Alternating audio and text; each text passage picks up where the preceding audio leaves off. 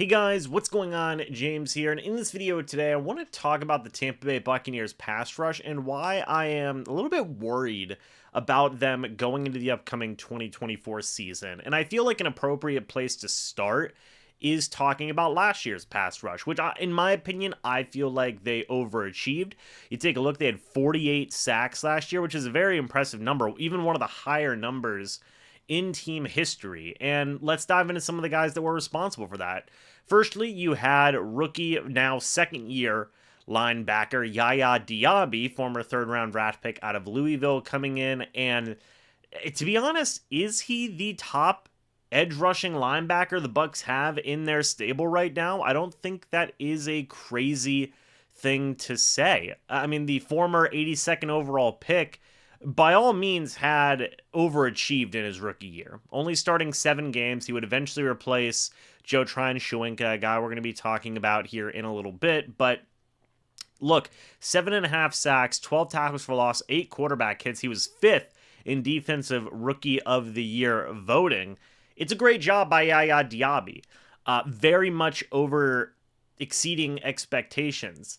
Can you expect similar production, if not better production, moving forward with Diaby? You would hope yes, but I don't think you should 100% be expecting that going forward, right? Yaya Diaby had insane efficiency last year. His, just overall ability to get after the quarterback was way more efficient than what was expected, right? I can't remember what his pass rush win rate was, but it was not very good.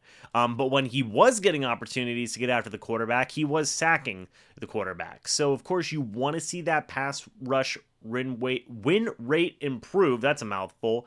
You want to see Diaby create more opportunities for himself instead of having to rely on just anytime he can get after the quarterback, he's just completing the play. Because if you have scenarios where not only is he not getting to the quarterback a lot, but when he does get to the quarterback, he isn't able to complete 7.5 sacks, you're going to be running into some issues with your pass rush. So that is notable.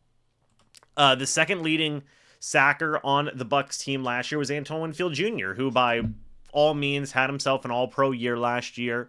He deserved the big contract that he just got from the Buccaneers, which pays him, I think, $21 million.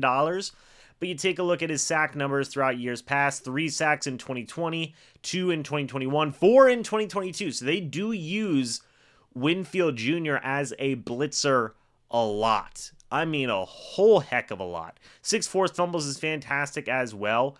There is no reason to see that the Bucs won't be using Winfield Jr. pretty much in a very similar, possibly even the exact same role they used him last year in 2023. But again, you're relying on a safety as potentially one of your biggest threats in your pass rushing game. It is notable. It is worth talking about. You then have Vita Vea getting 5.5 sacks last year as well. Again, you take a look at his sack numbers in the past 2 years, Vita Vea has been on one. I mean, 6.5 sacks in 2022, 5.5 in 2023. You hope that continues. You really want that to continue going forward as well. After those 3 guys, you have some question marks. I mean, Joe Tryon-Shoyinka has been a guy who's been fine throughout his time with the Tampa Bay Buccaneers so far up to this point. You take a look at his overall stats.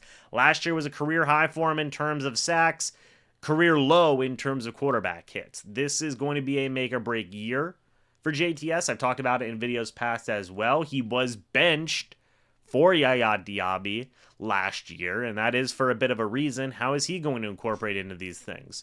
You lost Shaq Barrett in the offseason. You released him. He went on to join the Miami Dolphins. That's going to be a bit of a hit, as Barrett was tied for second in quarterback hits last year and was the top dog in the Bucs pass rush for a couple of years before this past year, where Diaby, led the team in sacks. You have Kalijah Kancey, who's in that mix as well. I've talked about him in separate videos. He can be very, very good. 4 sacks, 12 quarterback hits, led the team in quarterback hits last year.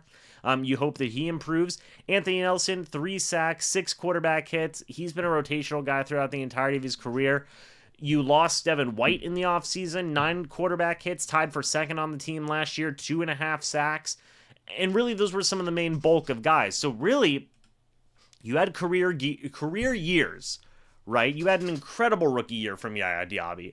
You had a career year in sack numbers from Antoine Winfield Jr., a second, best year in sack numbers from Vita Vea, career year from JTS. You lost Shaq Barrett and Devin White, and you had you had a strong rookie year from Kalijah Kancey. You didn't add a lot in the offseason. What I mean by that is, yes, they added Chris Braswell. I'm excited about Chris Braswell. I hope that he can do well. I think he will do well. You did add Randy Gregory, but whenever you take a look at Randy Gregory and what he did last year, it's not necessarily something to write home about, in my opinion, in terms of what he was able to do. 3.5 sacks in 2023, nothing crazy. 10 quarterback hits, which would have been second on the Bucs last year. My point being is this with the Bucs pass rush. They seem to be relying on a lot of young guys taking this next step. When I read all of those names to you guys, does anybody come off as a double-digit sack guy?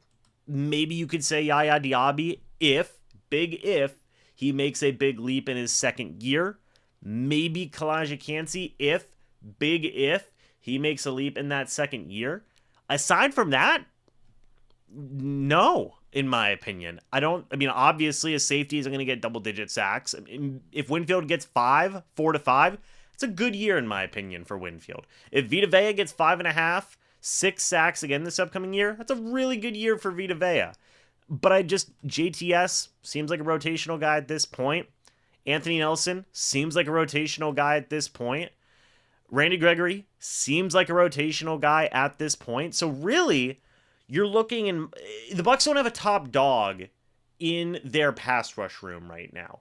You have a lot of guys who could possibly be that, but if they're not, you just have a bunch of rotational stuff, which isn't a 100% bad thing. We did see the Bucs, again, tune it up to 48 team sacks with a rotational type of thing, right? They didn't have a 10-plus sack guy, but it certainly helps whenever you have a top dog in that leader room. It helps when you have a leader in that pass rush, a guy that you know is going to set the tone every single game, is going to be that guy for your pass rush. And I feel like that's the biggest question mark the Bucs have right now in terms of their pass rush, is who is that top guy going to be, if anybody? Or are they going to have to rely on a team approach yet again, and is it going to work again? That's some of the biggest questions you have surrounding the Bucs pass rush right now. And it's going to be interesting to see what those answers are. I'm not saying in any way, shape, or form that I think the Bucs pass rush is going to be horrible this upcoming season. Like I said, I like Yaya Diaby, Winfield, Vita Vea, obviously add a lot to the pass rush game. I think Kalijah Kancey is going to be very good in year number 2. I've gone on record here on the channel saying all of these things, but it is still going to be curious to see how the Bucs continue to generate pressure consistently if they don't have a top guy, and if it is going to continue to work, or will eventually the fragileness of this pass rush, kind of a boom or bust type of thing, will it finally crumble, and possibly crumble for the long term? I don't know. I tend to say it can work and it will work, but we'll just have to wait and see. Let me know your guys' thoughts and opinions about this down in the comment section below. I'd love to hear it. Thank you guys so much for watching this video. Hope you all enjoyed. And as always, guys, I'll see you all in the next video or the next live stream. But until then, and as always, guys, goodbye for now, and go Bucs.